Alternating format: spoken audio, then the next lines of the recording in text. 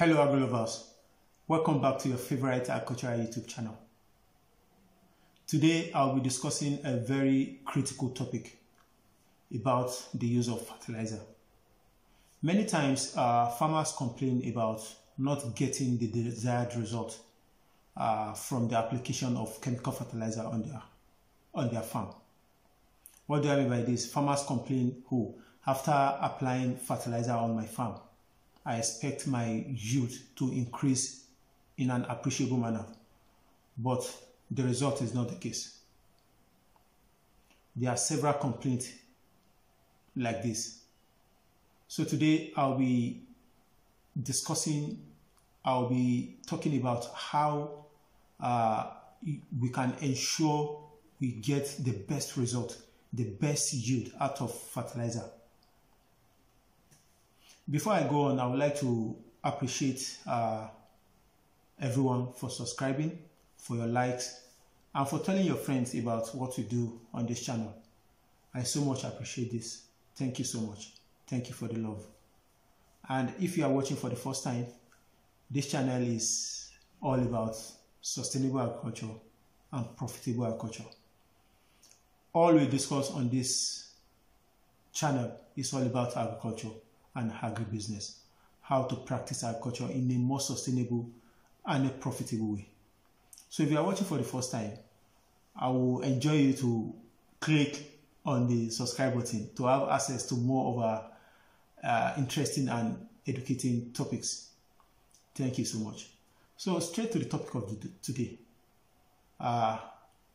fertilizer and how farmers are not getting the required result, the desired result from the use of chemical fertilizer.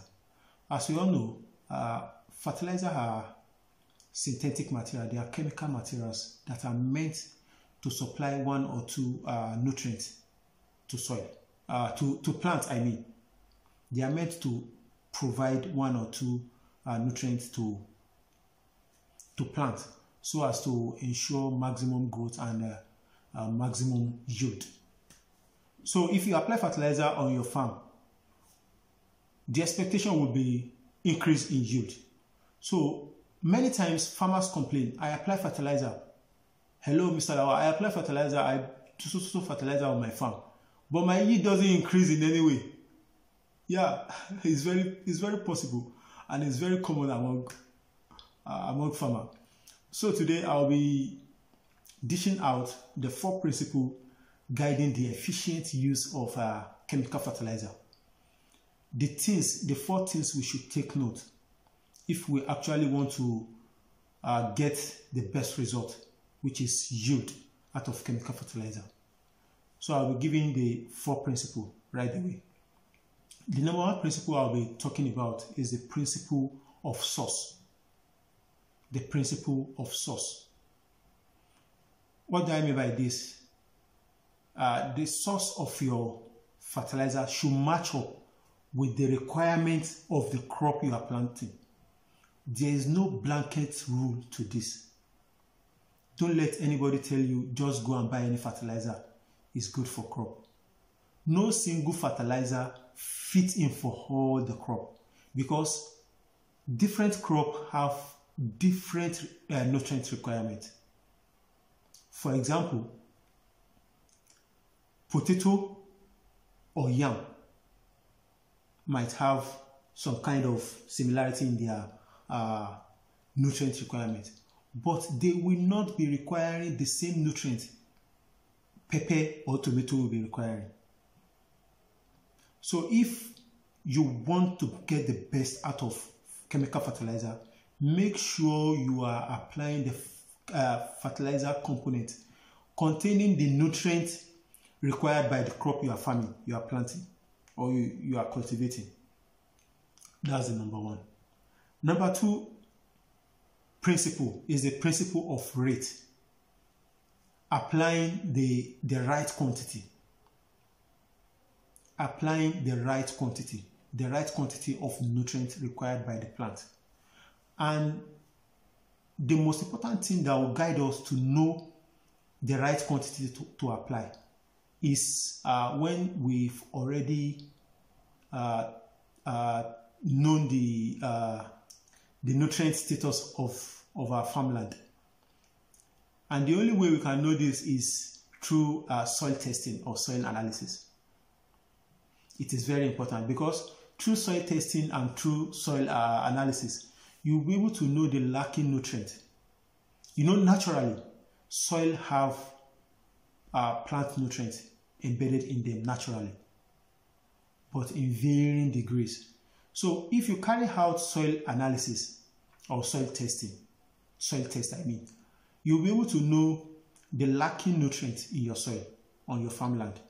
You'll be able to know which nutrient is lacking, which nutrient is available in abundance. And this is very important because it will be saving you some money. If, for example, you have phosphorus and potassium abundant on your farmland, definitely you don't have business with buying a potassium or phosphorus fertilizer, or even buying NPK. Your focus will be on other nutrients, maybe urea or DAP. So that is why it is very important to look out for a soil analysis before you plant.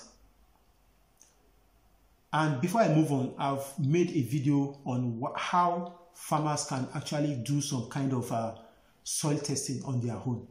It's on this channel. You can look out for it.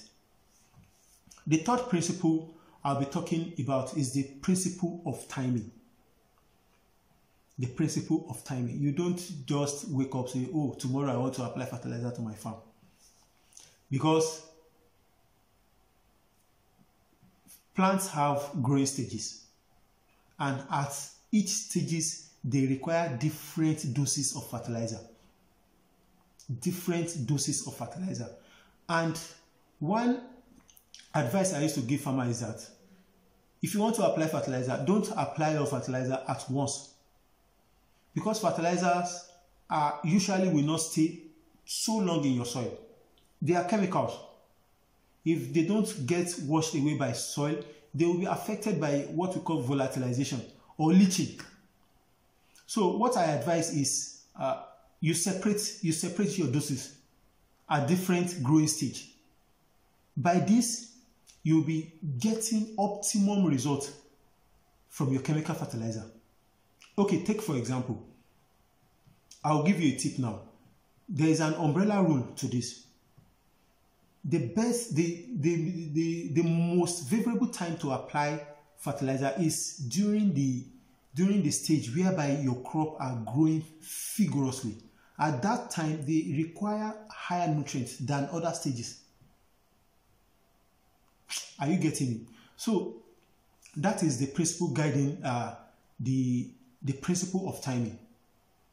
And lastly, the last principle which I will be talking about is about the principle of placement. The principle of placement. You have to apply fertilizer where the crop will have access to them.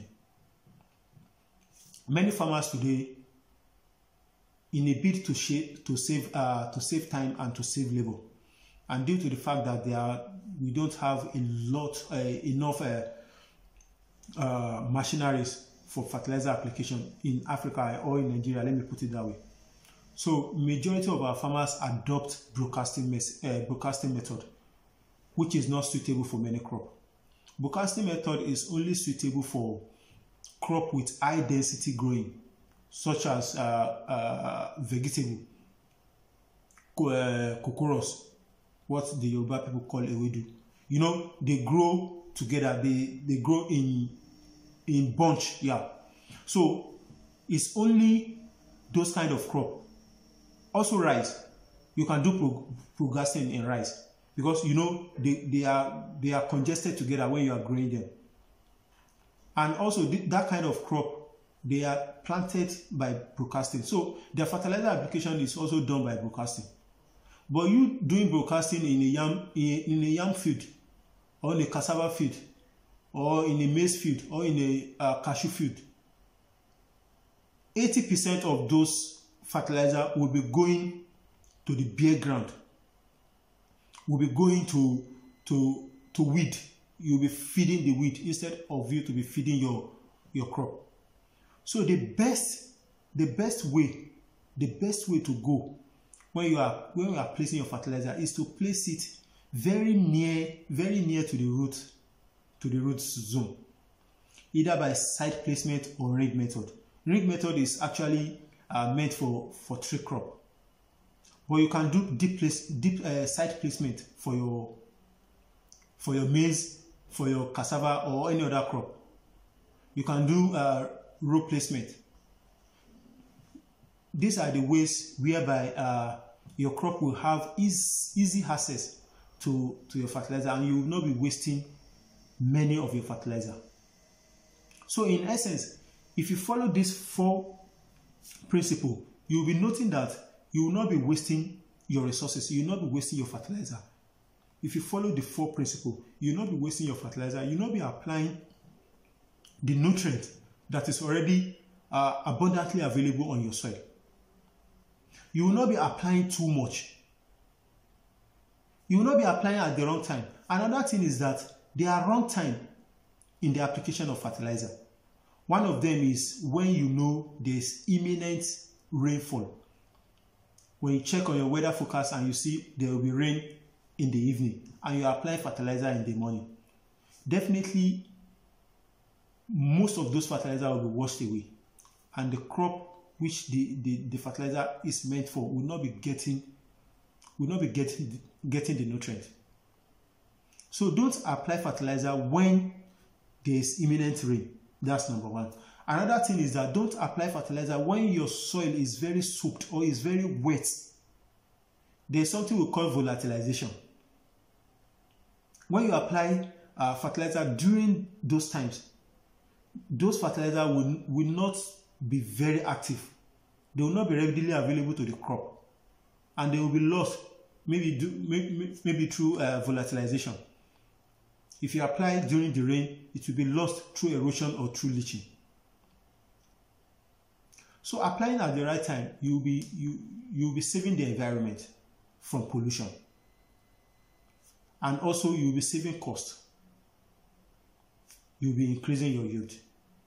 With this, I've come to the end of today's topic. And if you find this video interesting and helpful one way or the other, kindly give it a like and share with your friends. And for further questions and engagement on this topic or any agricultural related topic, kindly drop it in the comment section. Then we take it from there. Thank you for your time. Thank you for your attention. See you next time.